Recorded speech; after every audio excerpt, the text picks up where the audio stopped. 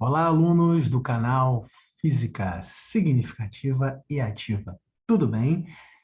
Começamos aqui uma outra sequência, né, de vídeos. Na verdade, esse é um vídeo único que eu vou falar sobre um assunto importantíssimo aí para quem quer aprender sobre a confecção de materiais para aulas, tanto de física quanto de matemática, que é o trabalho com materiais de potencial ou chamados potencialmente significativos, segundo a terminologia do Ausubel, né, da aprendizagem significativa. Então vamos nessa, eu vou fazer aqui uma explanação, é um início, eu pretendo fazer mais trabalhos, mais vídeos sobre esse tipo de material, dando mais especificidade. Então aqui é um overview geral desse início, e eu vou falar também um pouquinho sobre um trabalho que eu já fiz, de um material desenvolvido aí, com um potencial significativo grande, para utilizando material visual, tá? Imagens. Então, dividindo tela com vocês aí, tá? Vamos nessa. Deixa eu só ver aqui a tela. Pá. Vamos lá.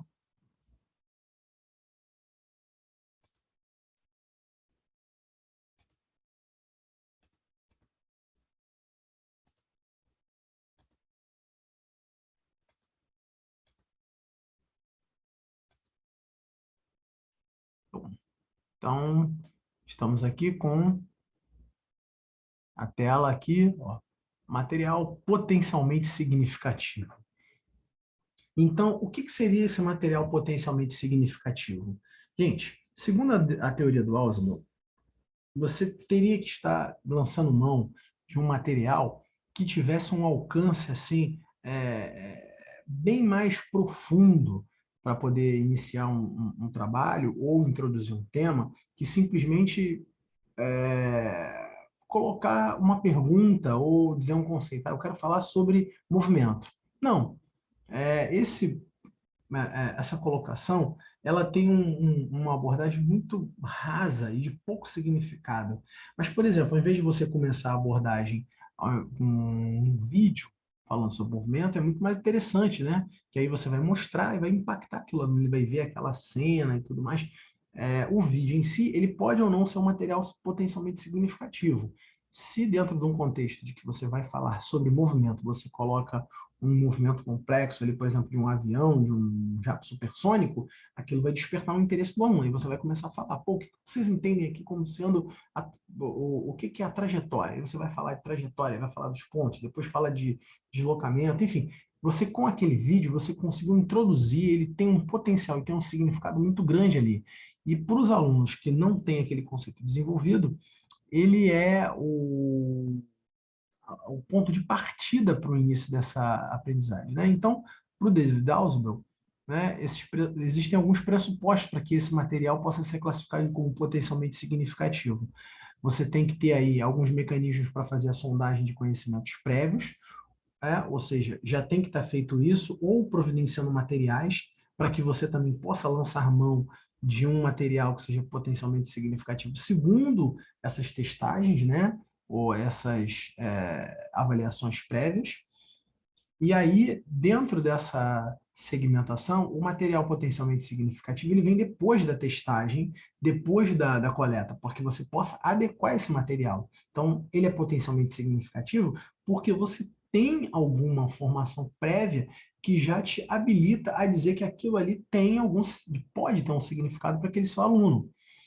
E aí, dentro desse contexto, obviamente, esse material tem que ter vir regado aí de todo um ambiente que o aluno tenha a motivação de aprender, né? Claro.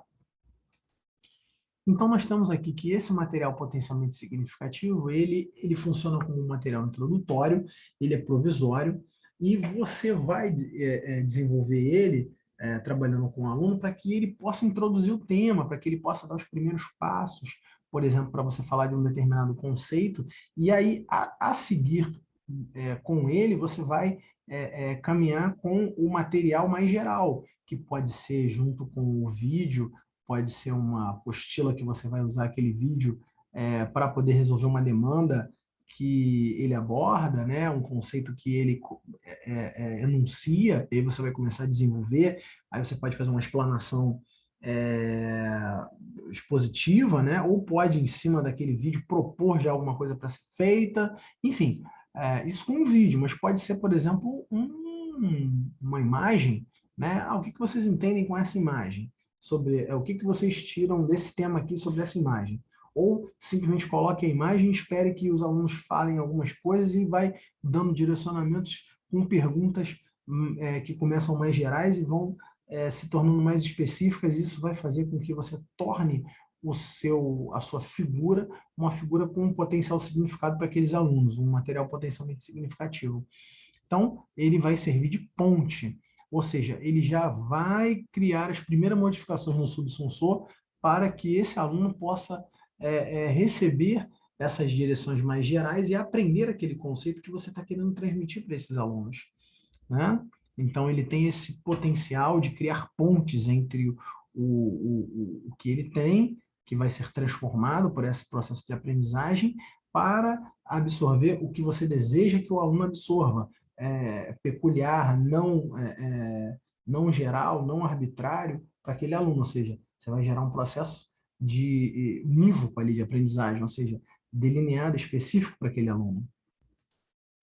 E aí, na física, você pode, por exemplo, introduzir o conceito, por exemplo, de espaço. Como é que você introduziria? Você pode, por exemplo, pegar sei lá, um material, um objeto e jogar ele da estante. E aí você deixa uma bolinha rolar.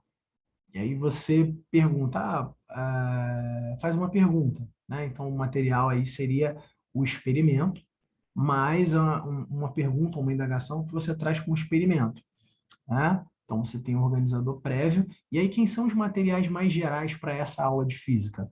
Por exemplo, os materiais mais gerais são a explanação que você vai dar sobre o tema, você vai colocar já o delineamento da disciplina, do conteúdo, e na sequência você vai fazer exemplos de aplicação mais fáceis e depois você pode dar um aprofundamento maior. Dali você pode dar um outro vídeo, um outro material, que pode ser um vídeo ou uma outra coisa que vai permitir que vocês aprofundem melhor esse tema. Então, isso vai acontecer dependendo do número de desdobramentos que você queira. Você deu o exemplo da bolinha, mas depois você pode evoluir para um outro exemplo usando um vídeo. Enfim, essas articulações do material potencialmente significativo, um organizador prévio para um material mais geral, vai depender de quanto tempo você tem, em quantas etapas você vai desdobrar isso, quanto tempo você tem para poder trabalhar com esses níveis de aprofundamento, né? Como é que você vai desdobrar esses níveis de aprofundamento, tá? Então, isso tudo vão ser fatores que vão moldar esse material potencialmente significativo seu. Tá legal? E aí eu tenho um exemplo aqui de um material criado por mim aqui, potencialmente significativo.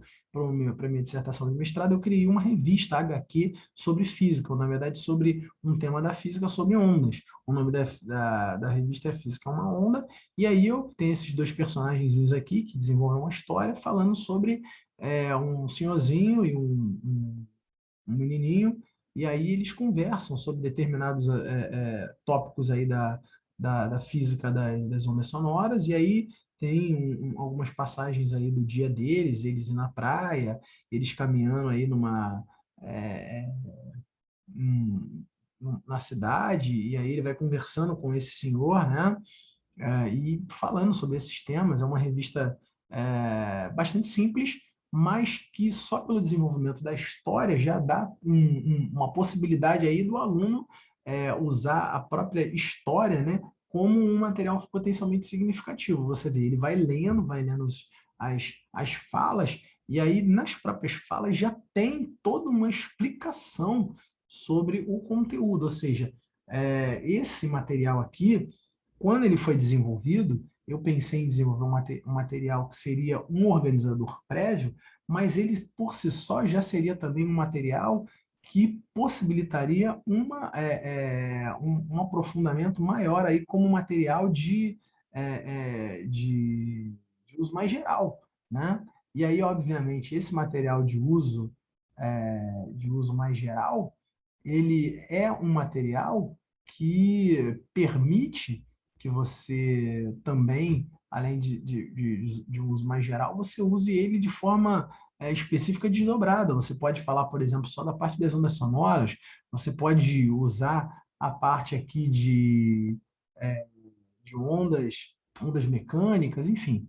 É, como ele tem uma riqueza grande aqui de detalhes, você pode usar não só como organizador prévio, mas desdobrar como você quiser, né? Isso aqui é um exemplo interessante aí, e quem quiser está disponível lá na página da pós-graduação que eu participei, o material é público lá para utilização de qualquer um de vocês, aí, professores, pesquisadores, né, nas suas atividades.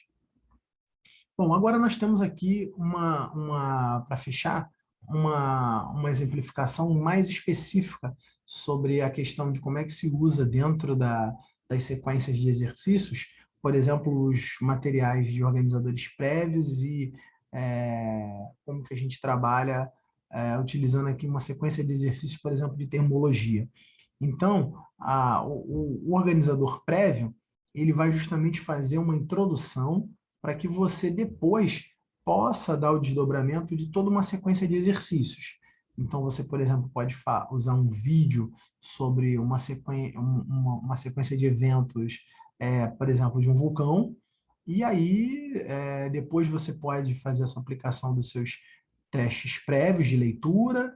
é, Aí você tem aqui modelos de testes prévios, né? O teste de leitura, o Forceps Concept Inventory, e os testes conceituais. Todos esses prévios para dar embasamento para o professor, para na sequência ele trabalhar com o organizador prévio. Veja, aqui você ainda não, você pode fazer o trabalho com esse vídeo na parte de eventos geológicos, mas antes do vídeo você pode aplicar um desses testes aqui, porque depois você aplique o vídeo adequado, ou ver se o vídeo seria adequado, né?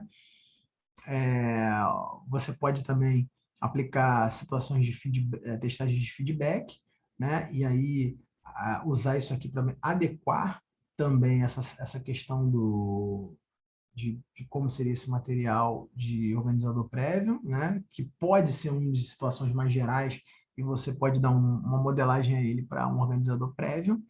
E também você pode usar avaliações de aprendizagem, ou seja, as autoavaliações, avaliações institucionais e avaliações em massa, para que você dali extraia coisas para desenvolver um tema. Então, você, por exemplo, pode pegar uma avaliação em massa que o aluno fez, por exemplo, uma prova do Enem, uma outra que tem algum tema, e ela seja o motivador para que ela seja o parâmetro para você avaliar o aluno, e aí depois você se introduz por ela, você propõe a questão, e aí um recorte daquela questão, e depois você apresenta, por exemplo, a situação que você quer como organizador prévio.